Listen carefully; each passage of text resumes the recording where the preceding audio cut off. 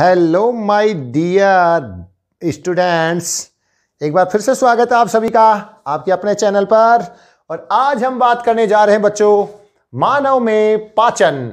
मानव में पाचन, जी हाँ, हम लोगों के अंदर जो पाचन की प्रोसेसिंग होती है, आज हम उसके ऊपर बात करने जा रहे हैं माय डियर स्टूडेंट्स। तो आज आप लोग सीख पाएंगे मानव में पाचन और उससे संबंधित कुछ बोर्ड एग्जाम के लायक इंपॉर्टेंट, मोस्ट इंपॉर्टेंट क्वेश्चंस। तो आइए बिल्कुल देरी नहीं करते हैं और शुरू करते हैं। My name is DR Yadav, आप लोगों के बीच में हाजिर हैं मानव में पाचन टॉपिक लेकर के। जैव प्रक्रम का ये टॉपिक अपना चल रहा है। पोषण तंत्र में हमने इससे पहले पादपों के अंदर पोषण के बारे में बात की थी और आज हम बात करने जा रहे हैं मानव में पाचन। मानव में पाचन जब बात आती है, कुछ स्पेशल जानकारी आप लोगों को मैं देना चाहूंगा कि मानव में जो पोषण प्रक्रम होता है, पाचन या हम कहें पोषण, तो माय डियर स्टूडेंट्स बड़ी इंपॉर्टेंट बात है। एक सीरीज कॉम्बिनेशन बनता है कि सबसे पहले हम भोजन का अंतर ग्रहण करते हैं बच्चों। सबसे पहले हम भोजन को मुख गुहा द्वारा ग्रहण करते हैं। ग्रहण करने के बाद आप सबसे दूसरे नंबर पर जो प्रोसेस होती है वो होती है भोजन के पाचन की। छोटी आंच तक जाते जाते संपूर्ण भोजन का पाचन जो होना होता है वो हो जाता है बच्चों। और उसके बाद पाचन के बाद आप भोजन को पचित भोजन का करते हो अवशोषण, एब्जॉर्प्शन। पचित भोजन का होता है अवशोषण और अवशोषण के बाद जो भोजन आपने अवशोषित कर लिया उसका होता है स्वांगीकरण। क्या होता है बच्चों? स्वांगीकरण, श्वसन के प्रक्रम में। और लास्ट जो प्रोसेस है पाचन के अंदर वो है निष्कासन। ये स्टेप है, step number 1, step number 2, step number 3, step number 4 और स्टेप नंबर 5। ये एक बार रीट एग्जाम के अंदर आया था। रीट एग्जाम में, मुझे कंफर्म तो याद नहीं है कौन से में आया था, लेकिन मैं खुद एग्जाम दिया था मैंने उस समय, कि निम्न में से भोजन के पाचन के प्रक्रम का सही क्रम है। तो उसने इसको दिया था, उल्टा सीधा कर दिया था। सबसे पहले आप भोजन को अंतर्ग्रहण करते हैं। अंतर्ग्रहण करने के बाद पचा के, जब वो चबा करके भोजन को जब आप आहार नाल में डाल देते हैं तो उसका पाचन होता है। ये प्रोसेस जो होती है पाचन की, इस पे हमारी इच्छा शक्ति का नियंत्रण नहीं होता है, ये स्वतः होती है, अनैच्छिक होती है। फिर उसका हम करते हैं बच्चों अवशोषण। पचित भोजन का छोटी आंत अवशोषण करती है। अवशोषण के बाद भोजन जाता है अपनी कोशिकाओं के अंदर, जहां माइटोकॉन्ड्रिया में उसका स्वांगीकरण यानी पाचन करके उसको श्वसन प्रक्रम द्वारा उसका ऑक्सीडेशन करके ऊर्जा प्रदान होती है। और लास्ट प्रोसेस अपने निष्कासन। जो भोजन नहीं पचा, बड़ी आंत में चला गया, उसके बाद जो भोजन बच गया वो मलाशय द्वारा, मल द्वार के द्वारा, नित्य कर्म के द्वारा सुबह शाम जब आपकी इच्छा हो, आपकी इच्छा शक्ति के अनुसार उसका निष्कासन करते हैं माय डियर स्टूडेंट्स। तो ये बहुत इंपॉर्टेंट चीज है, इसका पूरा ध्यान रखें आप। अंतर्ग्रहण, पाचन, अवशोषण, स्वांगीकरण और निष्कासन। चलते हैं, अब बात करते हैं भोजन के पाचन से संबंधित। जी हां, हमारे शरीर में कौन सा ऐसा तंत्र है जो हमारे भोजन का पाचन करता है, पूरी काम करता है? उसे हम कहते हैं पाचन तंत्र। क्या कहते हैं बच्चों? पाचन तंत्र। और जैसा आप सबको पता होगा, कोई भी तंत्र होता है वो अंगों से मिलकर बना होता है। तो पाचन तंत्र का मुख्य जो अंग है अपना, उस अंग का नाम है आहार नाल। भोजन की नली, आहार यानी भोजन, नाल यानी नली, भोजन की नली अर्थात पाचन तंत्र जो है वो आहार नाल के द्वारा बना होता है। आहार नाल के अंदर, अब हम बात करें आहार नाल की, तो जो आहार नाल है उसके विभिन्न भागों के बारे में हम चर्चा करें। सबसे पहले मुख या मुख गुहा, सबसे पहले भोजन इसमें आएगा। उसके बाद भोजन को मुख गुहा के अंदर चबाया जाएगा, भोजन को चकनाचूर कर दिया जाएगा, जीभ के द्वारा उसमें लार मिलाई जाएगी, भोजन लसलसा हो जाएगा। यहां भी एक एंजाइम होता है, उनकी बातें करेंगे बाद में। अभी मुख गुहा से भोजन गया नीचे की तरफ ग्रसनी, ग्रसनी से गया ग्रास नली या ग्रसिका, ग्रास नली में भोजन को आगे बढ़ाया जाएगा और भोजन पहुंच जाएगा आमाशय में। भोजन पहुंच गया आमाशय में, आमाशय से भोजन आगे बढ़ेगा और छोटी आंत के ग्रहणी भाग में छोटी आंत से भोजन जाएगा, अवशोषित हो जाएगा, और जो बच गया वो जाएगा बड़ी आंत में, और बड़ी आंत से जाएगा मलाशय, और मलाशय के द्वारा मल द्वार, और मल द्वार के द्वारा लैट्रिन के खड्डे में। माय डियर स्टूडेंट्स, अपशिष्ट भोजन जो नहीं पचा वो बाहर निकाल दिया जाएगा, मल के रूप में मल का त्याग कर दिया जाएगा। तो इस प्रकार से अपन भोजन के जितने भी भाग हैं ये हैं छोटी आंत।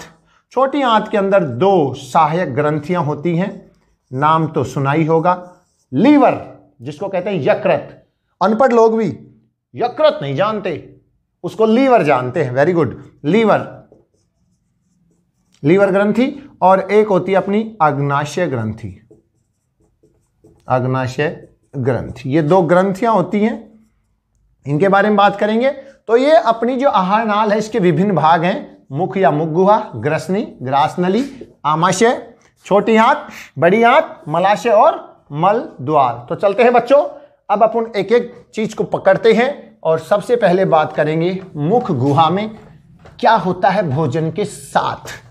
जब भोजन को हम मुख गुहा के अंदर रख देते हैं तो भोजन के साथ क्या होता है। ज्यादा कहानी बोर्ड एग्जाम के अकॉर्डिंग आपको पढ़ने की जरूरत नहीं है, आपको काम काम की चीजें पढ़नी है। मुख गुहा, मुख या मुख गुहा, मुख गुहा। मुख गुहा में सबसे पहले हम बात करेंगे दांतों के बारे में। दांत होते हैं मुख गुहा में। दांत, दूध के दांत, दांत स्थायी दांत, क्या बात है, 2 प्रकार के दांत हैं। दूध के दांत, दांतों के प्रकार, टाइप ऑफ दांत है, टीथ, दांत के प्रकार, टाइप ऑफ दांत, क्या बात है, क्या इंग्लिश है, वेरी गुड।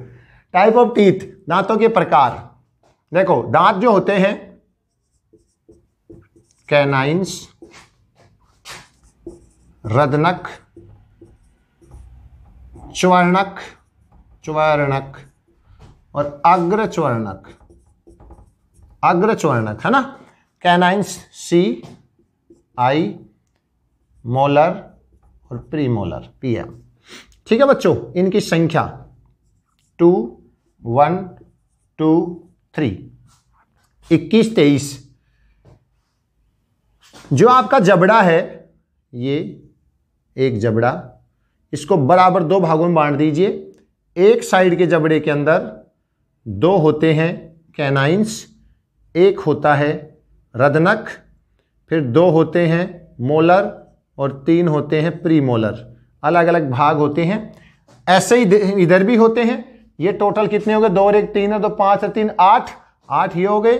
दूसरी तरफ भी सेम ऐसे ही 2 कैनाइंस, 1 रदनक, कैनाइंस इंसीजर, इंग्लिश नहीं लिखा का, इंसीजर, इंसीजर्स है ना, कैंची।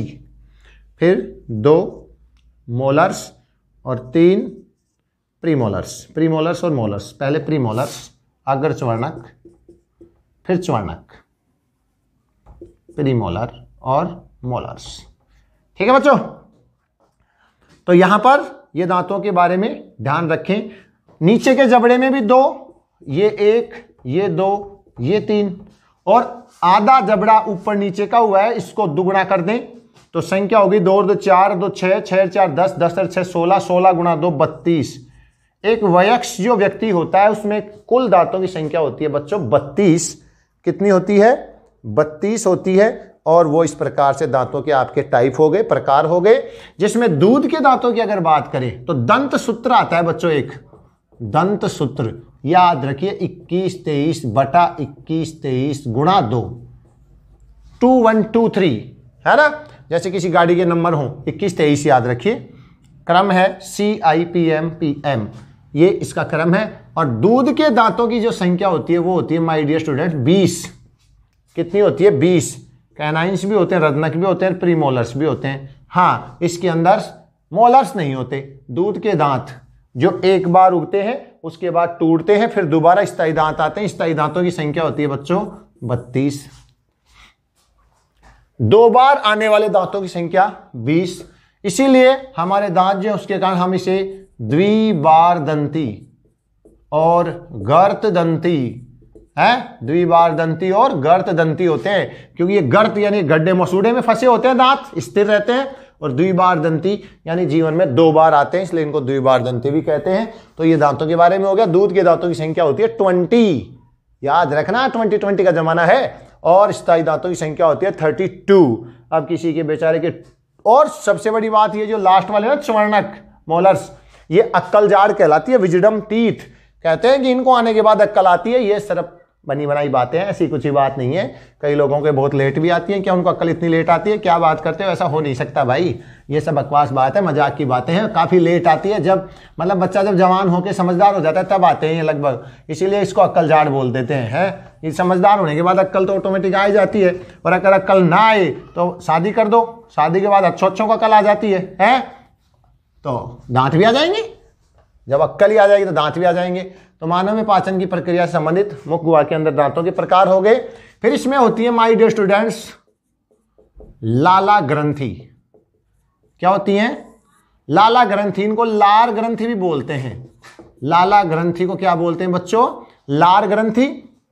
इनकी संख्या होती है बच्चों, अपने 3 लार ग्रंथियां पाई जाती हैं अपने मुंह के अंदर। ठीक है, अलग अलग पोजीशन होती है इनकी लार ग्रंथियों की। और लार ग्रंथियों से लाला रस स्त्रावित होता है, ग्रंथियों से स्त्राव निकलता है बच्चों, इसलिए उनको कहते हैं लाला रस स्त्रावित होता है। और लाला रस के अंदर एक एंजाइम होता है, इंपॉर्टेंट चीज है एंजाइम। एंजाइम क्या होते हैं अभी इनकी बात करेंगे। इस एंजाइम का नाम है एमाइलेस एंजाइम, या इसको कहते हैं टाइलिन एंजाइम। 2 नाम है इसके, एंजाइम एक ही है, एमाइलेस भी कहते हैं या टाइलिन एंजाइम भी कहते हैं। और ये एंजाइम जो है वो मंड का पाचन करता है, मंड का पाचन करता है। 30% मंड का पाचन मुख गुहा में ही हो जाता है।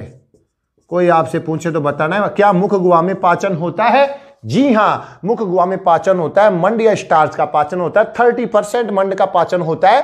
करने देखो, एंजाइम वे रासायनिक पदार्थ, जैविक पदार्थ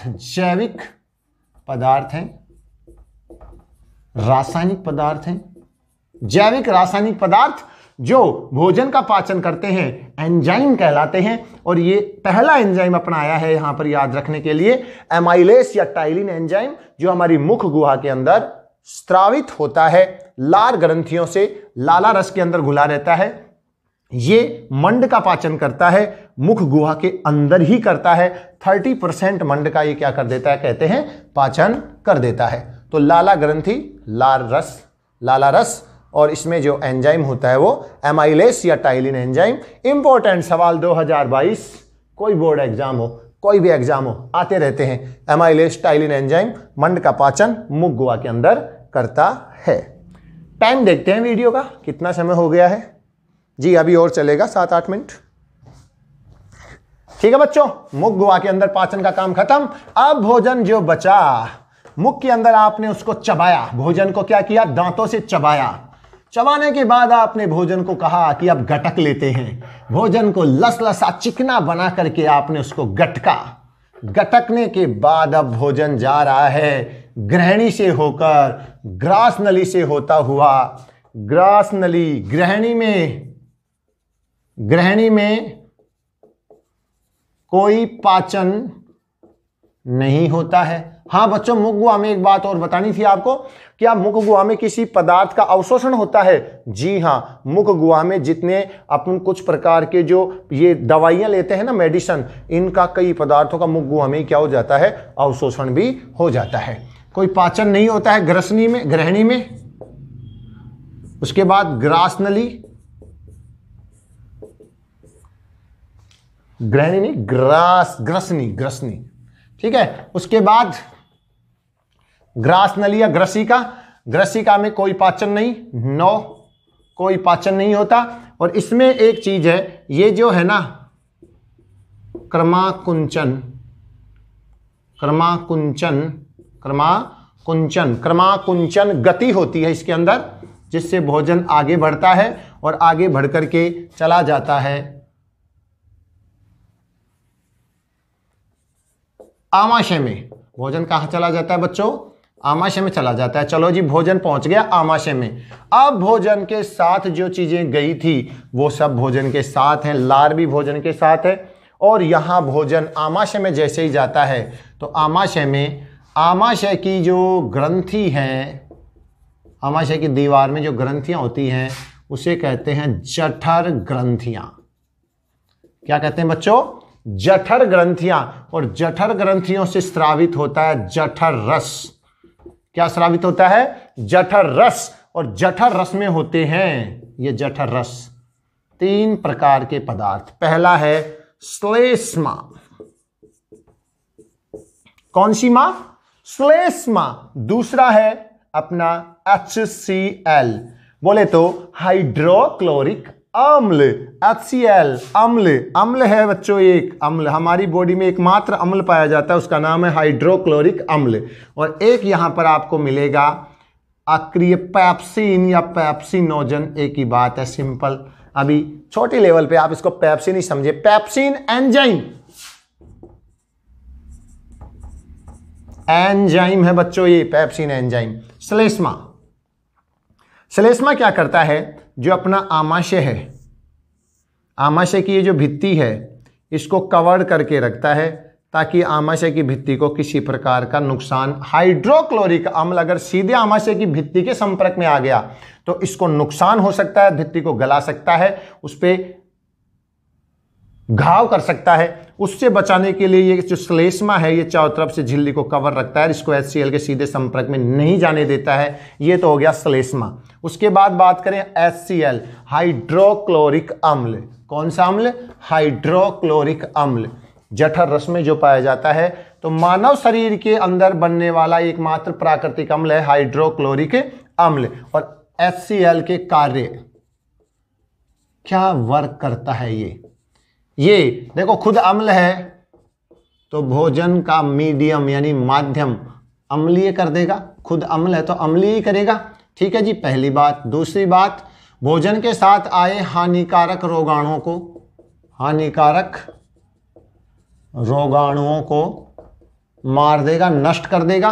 तीसरी बात, भोजन को सड़ने से बचाता है, भोजन को सड़ने से बचाता है। और चौथी बात है जो अक्रिय, इंपॉर्टेंट चीज, अक्रिय पेप्सिन को सक्रिय बनाता है। क्यों बनाया सक्रिय? अभी देखना, इसके कार्य में पता चलेगा। इसको सक्रिय बनाता है, जब इसको सक्रिय बनाता है तो ये कोई ना कोई काम करेगा। तो HCl के 4 कार्य हैं बच्चों। भोजन का माध्यम अम्लीय बनाता है, हानिकारक रोगाणुओं को नष्ट करता है, सड़ने से बचाता है भोजन को, और अक्रिय पेप्सिन को सक्रिय पेप्सिन में परिवर्तित करता है। इंपॉर्टेंट सवाल है 2022 के लिए, मोस्ट इंपॉर्टेंट HCl के कार्य। उसके बाद आता है बच्चों अपना पेप्सिन एंजाइम।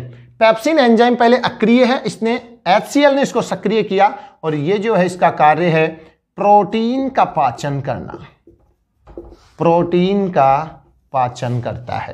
पेप्सिन एंजाइम जो जठर रस में, जठर ग्रंथियों से स्रावित होता है आमाशय के अंदर, वो प्रोटीन का पाचन करता है। तो आपसे पूछा जा सकता है कि आमाशय के अंदर कौन सा एंजाइम पाया जाता है, किस पदार्थ का पाचन करता है? तो प्रोटीन का पाचन करने के लिए यहां पर पेप्सिन एंजाइम होता है बच्चों। कौन सा एंजाइम? पेप्सिन एंजाइम प्रोटीन का पाचन कर देगा, प्रोटीन को पचा देगा। लेकिन यहां भी प्रोटीन का संपूर्ण पाचन नहीं होता है, कुछ % प्रोटीन बच जाता है जो आगे और उसका पाचन करने के लिए आगे आएगा जब अपन आगे पढ़ेंगे। तो इस प्रकार से ये था अपना। इसमें एक चीज और रखें, जो छोटे नवजात शिशु हैं, नवजात शिशु है, शिशु नवजात, नया ताजा शिशु, यानी मतलब मां का दूध पीने वाले, मां का दूध, मां के दूध में होती है कैसीन प्रोटीन, दूध की प्रोटीन का नाम है कैसीन प्रोटीन। इस प्रोटीन का पाचन करने के लिए भी एक एंजाइम होता है, उस एंजाइम का नाम है रेनिन एंजाइम। कौन सा एंजाइम है बच्चों? रेनिन, जो कैसीन को कैसिनोजन में परिवर्तित कर देता है। तो यह प्रश्न अलग से आ सकता है कि नवजात शिशु के आमाशय में मां के दूध को पाचित करने के लिए कौन सा एंजाइम होता है? Rennin enzyme. और कौन सी प्रोटीन होती है दूध में? केसिन। तो रेनिन एंजाइम, तो यहां दो एंजाइम हो गए, एक पेप्सिन एक रेनिन, लेकिन ये केवल नवजात शिशुओं में ही पाया जाता है, ध्यान रखें। तो ये कंप्लीट अपनी बात हो गई किसकी? आमाशय के बारे में। आमाशय के बाद भोजन आगे बढ़ेगा छोटी आंत में, जैसे ही जाएगा क्या होगा छोटी आंत में, क्या नहीं होगा छोटी आंत में, भोजन के साथ क्या किया जाएगा छोटी आंत में, इन सब के लिए आपको देखना पड़ेगा अगला वीडियो देखने के लिए इंतजार कीजिए। तब तक के लिए सबको जय हिंद, जय भारत। देश के प्रति प्रेम बनाए रखिए, अच्छे से अच्छा पढ़ाई करिए, पढ़ करके कुछ ऐसा बनिए कि देश के लिए कुछ कर सके। जय हिंद, जय भारत।